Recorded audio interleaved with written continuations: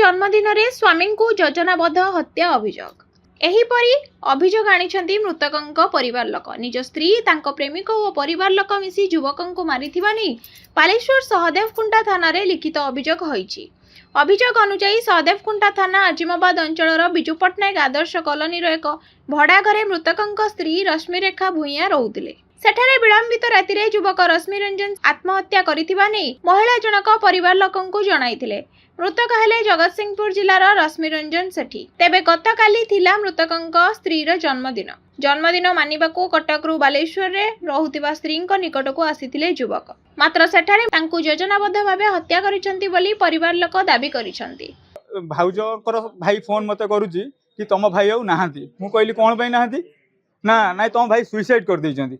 मु कहली ना कोन एमिति कोन कहउछ ना ना कहलियो सुइसाइड कर दैचंती माने डेमकेयर रे मते कहले कि तम भाई सुइसाइड कर दैचंती। से कहवा कथा कि 10टा बेलू भाई सुइसाइड जतले कला सेटा थाना बेलंकु न जणैकिरी सी कहउचंती 2 जण आमे सुनुचु 6 जण मेडिकल को आसीथिले नहीं कि आसीचंती गाड़ी रे 6 जण कि 8 जण गोटे गाड़ी रे आछंती नहीं कि जाइचंती। किंतु आगरु जतबेले भाउज थिले करंजिया रे सेतबेले तांकर गोटे AEE थिला भाउज थिले जेई NHM रो तांकर पाखरे ए थिले आउ जने गोटे सार तांको नाटा पदे मु जानिनी किंतु तांकर कोन संपर्क सेटा मु जानिनी किंतु संपर्क थिला आमे जतबेले सुनिलु कि संपर्क थिला तापर भाई रो भाउज भितरे डिस्टेंस हेइतिला ता बेले आसिला बेलकु भाई आउ फोन कला बेलकु भाई के आउ उठौनांती उठेलानी सी भाबिले बोले गाड़ी चलाउचंती आउ तापर 10टा बेले आमे सकाळ सुनला बेलकु भाई की प्री प्लानिंग रे डाकी जंदी बर्थडे रे भाई बोले रिटर्न आसीची आसिला परे मिसी केरी घर परिवार सहित जे भाउजंक परिवार सहित से असिस्टेंट इंजीनियर सहित मो भाई की मारी देइचंती। थाना रे अभियोग करची तांको भाई मते फोन करचंती 12:40 किंतु भाउज हमकु कहा ही फोन करिना दी भाउजंक फोन स्विच ऑफ मेडिकल जतले आसिलु कोनोसी लोक नाहांती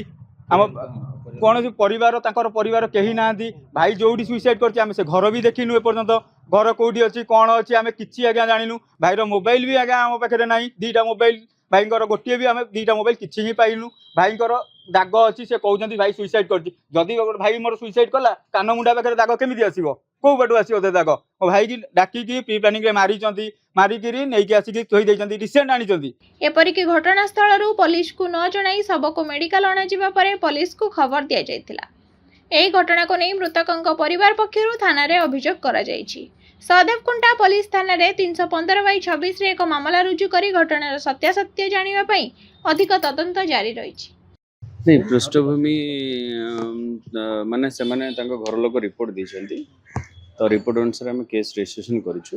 नहीं हेनी हमरो तदंत चले हॉस्पिटल रे हमको हॉस्पिटल रो खबर जाइतला हॉस्पिटल रो हमरो MLC रिसीव हेतला तापर ताको परिवार लोक आसी रिपोर्ट देथि पोस्टमार्टम परे सेबडा जणा पड़िबो हत्या अभियोग करचंती पोस्टमार्टम परे जणा